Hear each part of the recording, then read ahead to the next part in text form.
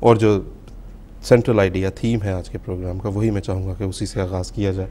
اور آپ سے ہم یہ پوچھیں کہ جماعت احمدیہ جشن عید میلاد النبی کیوں نہیں مناتی؟ یہ وہی الفاظ ہیں جو ایک پوچھے گئے ایک سوال میں، اسی طرح میں نے آپ کی خدمت میں پیش کیا۔ بسم اللہ الرحمن الرحیم۔ جہاں تک اس بہت ہی اہم سوال کے جواب کا تعلق ہے، اس کا اصولی اور بنیادی جواب تو اس طرح پر ہے کہ ایک مومن کے لیے ان چیزوں کا کرنا لازم ہے جن کا ذکر یا تو سب سے پہلے قرآن مجید میں ملتا ہو، جو نبی اللہ تعالیٰ کا محکم کلام ہے، اللہ تعالیٰ کی وحی ہے، ہمیشہ کے لیے قائم و دائم رہنے والی شریعت ہے، یا پھر ان کلمات مبارکہ میں ملتا ہو جو ہمارے آقا و مولا حضرت خاتم النبیین محمد مصطفیٰ صلی اللہ علیہ وسلم نے اپنی زندگی کے دوران ارشاد فرمائے، جن کو احادیث کا مجموعہ کہا جاتا ہے، اور یا پھر سنت رسول صلی اللہ علیہ وسلم میں اس بات کا تذکرہ ملتا ہو، اس کی تاکید ملتی ہو، اس کے بارے میں ہدایت ملتی ہو۔ اب اگر کوئی بات ایسی ہے جس کا ذکر قرآن میں ہے، سنت میں ہے اور حدیث میں ہے، تو پھر اس کے بعد ایک مومن کے لیے لازم ہو جاتا ہے کہ وہ ان باتوں کو کرے، اور جن باتوں کا ذکر نہیں یا جن کے بارے میں منع کیا گیا ہے ان سے رکنا اس پر لازم آ جاتا ہے۔ یہ ایک اصول ہے۔ اس کی روشنی میں اگر ہم عید میلاد النبی کے موضوع پر غور کریں تو یہ بات میں سب سامعین کی خدمت میں نہایت ادب کے ساتھ عرض کرنا چاہتا ہوں کہ قرآن مجید کو شروع سے لے کر آخر تک پڑھ جائیں، کسی جگہ آپ کو عید میلاد النبی کے منانے کا ذکر نہیں ملے گا۔ پھر نبی اکرم صلی اللہ علیہ وسلم کی اپنی سنت میں بھی اس کا ذکر نہیں ملتا۔ پھر اس کے علاوہ احادیث جو آپ کے ارشادات ہیں ان میں بھی عید میلاد النبی منانے کا ذکر نہیں ملتا۔ اب اگر دوبارہ اس بات پر ایک غور کریں تو یہ دیکھیں کہ نبی اکرم صلی اللہ علیہ وسلم نے اپنی زندگی میں کیا اس طریق پر عمل کیا؟ کیا آپ نے اپنی یوم ولادت کے بارے میں اپنے صحابہ کو یہ ہدایت فرمائی کہ تم اس کی تقریب کو منایا کرو، اس کے لیے جلوس نکالا کرو؟ اور سب سے پہلے بات دیکھنے والی بات یہ ہے کہ نبی اکرم صلی اللہ علیہ وسلم ہمارے آقا و مولا محمد مصطفیٰ صلی اللہ علیہ وسلم کے جد امجد حضرت ابراہیم علیہ السلام تھے۔ کیا رسول پاک صلی اللہ علیہ وسلم نے ان کا میلاد منوایا؟ کیا اپنے میلاد کا اہتمام کیا؟ کیا اس میلاد کے منانے کے لیے آپ نے صحابہ کو تلقین کی؟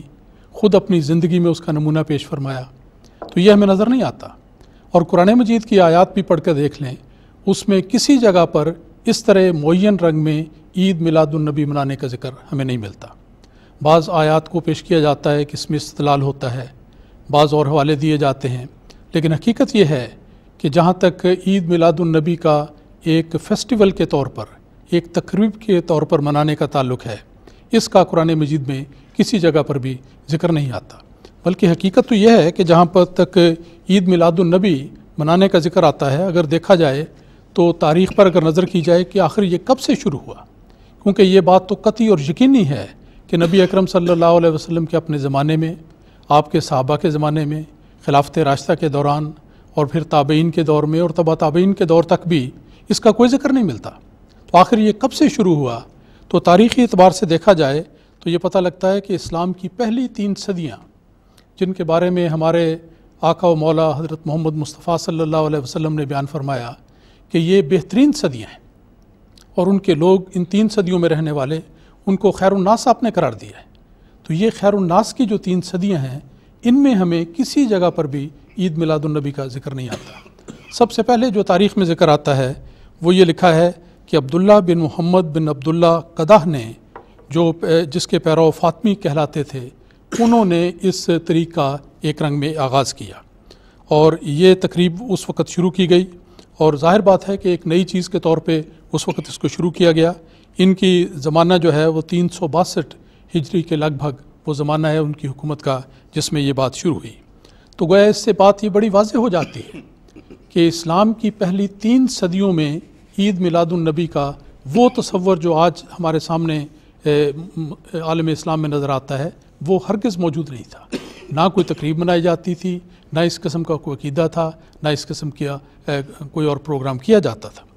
اور اس کے بعد 3 صدیوں کے گزرنے کے بعد جب اس بات کا ذکر ہوا تو پھر یہ سوال پیدا ہوتا ہے کہ اگر رسول پاک صلی اللہ علیہ وسلم نے اپنی زندگی کے دوران خود اس تقریب کو نہیں منایا، نہ اس کی ہدایت کی، نہ صحابہ نے کبھی اس کا اہتمام کیا، تو پھر اس کی ضرورت کیا پیش آئی؟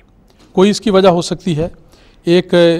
شاہکار اسلامی انسائکلوپیڈیا کے نام سے سید قاسم محمود صاحب نے ایک انسائکلوپیڈیا شائع کیا ہے، اور کراچی سے شاہکار بک فاؤنڈیشن نے اس کی اشاعت کی ہے۔ اس میں یہ بات لکھی ہے کہ مسلمانوں میں یہ عید، یعنی عید میلاد النبی کے حوالے سے ذکر ہو رہا ہے کہ مسلمانوں میں یہ عید کے طور پر منائی جاتی ہے، عین اس طرح جس طرح عیسائی حضرت عیسیٰ کی پیدائش مناتے ہیں۔ تو اس سے پتہ لگ سکتا ہے کہ جس طرح عیسائیوں میں سے مسلمان ہونے والے اپنے ساتھ بعد عیسائی تاثرات اور عقائد اور اپنی تعلیمات کو لے کر آئے، اور وہی باتیں مسلمانوں میں رواج پا گئیں۔ عقائد کے لحاظ سے دیکھیں، حیات مسیح کا عقیدہ جو آج مسلمانوں میں بڑی کثرت کے ساتھ پایا جاتا ہے، یہ بھی قرآن مجید میں اس کی بنیاد نہیں ہے، ہرگز نہ حدیث میں اس کا ذکر ملتا ہے۔ لیکن جب وہ نئے عیسائیوں سے مسلمان ہونے والے آئے تو اپنے ساتھ اس بات کو بھی لے آئے۔ تو اسی طرح عید میلاد النبی کا تصور بھی اس کے ساتھ انہوں نے اس کو لنک کیا ہے۔ اس زمانے میں حضرت اقدس مسیح موعود علیہ الصلوۃ والسلام، جن کو اللہ تعالیٰ نے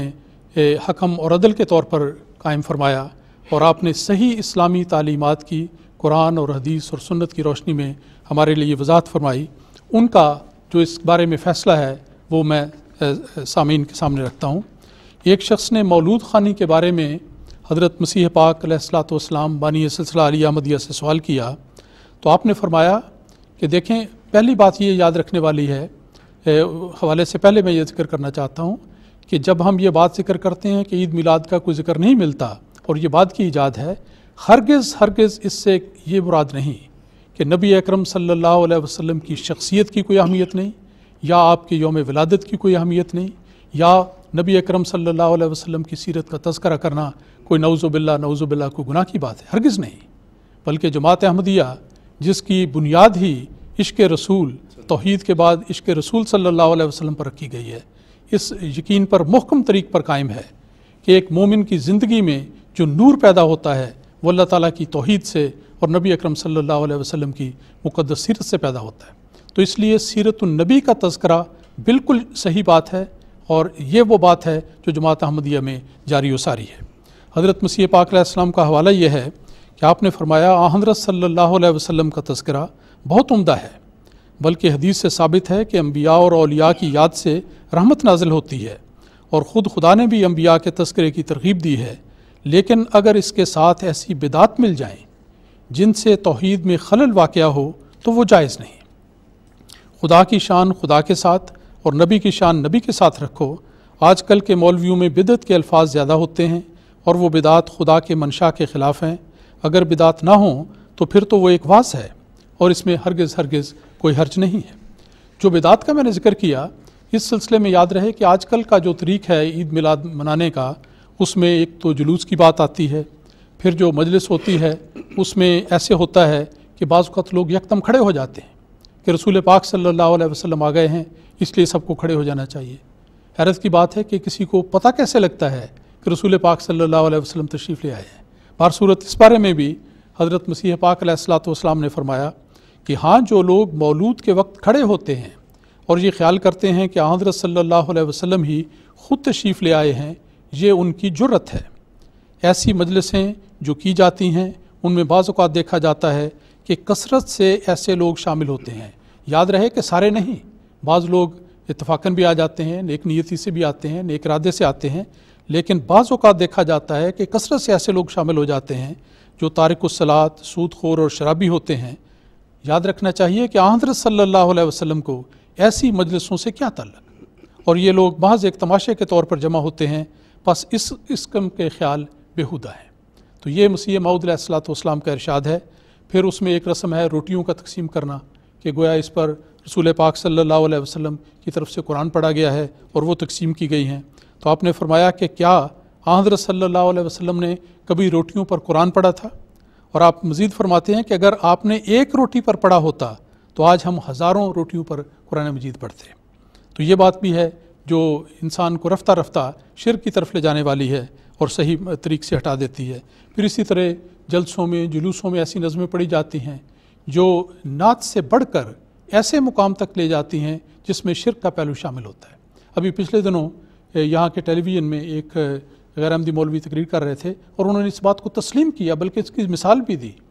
कि एक शेर पढ़कर कि ये शेर अगर पढ़ा जाए उसमें तो ये इसमें शिर्क का पहलू पाया जाता है। वो ख़ुद तस्लीम करते हैं कि ये बातें हैं, तो इस किस्म की बातें हम समझते हैं कि दुरुस्त नहीं। तो इस मानों में ईद मिलादुन्नबी का मनाना ये जमात अहमदिया का तरीक़ नहीं। तो हम तो ये समझते हैं, ख़ुलासतन मैं ये अर्ज़ कर सकता हूँ कि सीरतुन्नबी सल्लल्लाहु अलैहि वसल्लम के जलसे अगर मुनक़िद किए जाएँ, पाकीज़ा मजालिस हों, तो इनमें सीरत के हर पहलू पर रोशनी डाली जाए, तो ये बिल्कुल दुरुस्त बात है और यही वो सही तरीक़ है हज़रत सल्लल्लाहु अलैहि वसल्लम की विलादत को याद करने का और आपकी सीरत को याद करने का और उनको बयान करने का। और जमात अहमदिया में तो ये तरीक़ एक मुस्तकिल निज़ाम के तौर पर जारी है। हर साल और साल के हर दिन हमेशा जब भी मौका लगता है मुख्तलिफ़ जमातें न सिर्फ पाकिस्तान में, हिंदुस्तान में, एशिया में, अरब में, सारी दुनिया में, हर मुल्क में ये मजालिस मुनक़िद की जाती हैं और इसको किसी एक दिन के साथ महदूद और मखसूस नहीं किया जाता, बल्कि इसका तज़किरा इतना प्यारा तज़किरा है कि सारा साल होना चाहिए, ये जारी रहता है। और फिर ये भी बात है कि ये तज़किरा ऐसे माहौल में होता है कि उसके नतीजे में सुनने वालों पर एक नेक असर पड़ता है, उनके दिलों में एक तब्दीली पैदा होती है, उनके दिलों में रसूल पाक सल्लल्लाहु अलैहि वसल्लम की मोहब्बत जागज़ी होती है और ये जज्बा बेदार होता है कि हम भी इन आला अखलाक को अपनाकर अपनी ज़िंदगियों में वो नूर पैदा करें जिस नूर को लेकर हमारे आका मौला मोहम्मद मुस्तफ़ा सल्लल्लाहु अलैहि वसल्लम तशरीफ़ लाए थे। तो ये मज़मून है असल में कि ईद मिलादुन्नबी के बारे में जो मैंने अर्ज़ किया, सीरतुन्नबी हम इस पर कुल्लियतन यकीन रखते हैं। हज़रत सल्लल्लाहु अलैहि वसल्लम की सीरत के तज़किरे से बेहतर और क्या तज़किरा हो सकता है अल्लाह ताला की तौहीद के बयान के बाद। तो ये तरीक़ जमात अहमदिया में जारी है, हम इस बात के कायल हैं। इसको हरगिज़ कोई सच्चा मोमिन कभी भी इस पर एतराज़ नहीं कर सकता, ना उसको रद्द कर सकता है। अलबत्ता बिदात का तरीक़ है, रस्म व रवाज का तरीक़ है, जिसका सुन्नत और कुरान और हदीस में कोई ज़िक्र नहीं मिलता, उस चीज़ से हम इत्तिफ़ाक़ नहीं करते। जी, बहुत शुक्रिया मुजीब राशिद साहब, जज़ाकल्लाह।